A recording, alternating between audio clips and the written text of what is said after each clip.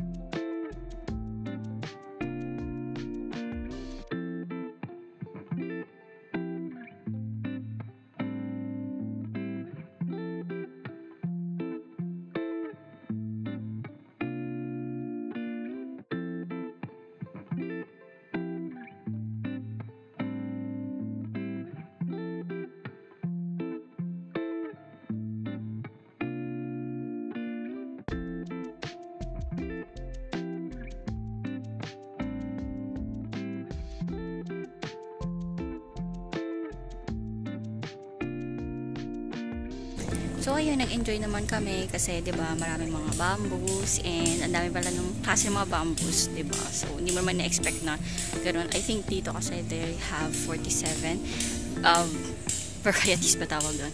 But anyway, ayun. So it's really nakaka-enjoy, and at the same time meron din kasing butterfly garden, although yun nga feeling ko yung mga butterfly medyo nakalabas sila kasi naka-open, but it was fun and sobrang ganda dito.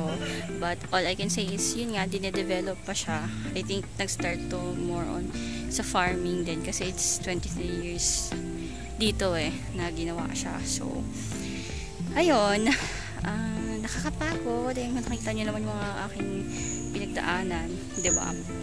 Anyway, ayun, so yun nga, develop, may temple dun sa taas, may gazebo na ginagawa for the seminar, and may mga other pa na mga ginagawa, may museum din dun na under construction. So yun, nakaka-excite kasi in the long run, diba, pag develop na siya, I think talagang mas nakaka-enjoy. But for now, if talagang gusto mo talagang magkaroon ng getaway pa rin na more on nature lang yung nakikita mo, I think it's good that you can visit here.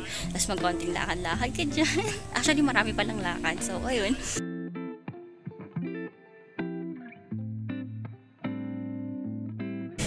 I think tong lugar na to more on talaga better kung mas more on mga adults kasi ayun, may mga insects kasi minsan ayun, dahil na maraming nilalakaran, baka kapag mga kids mahirapan silang makyat tsaka bumaba.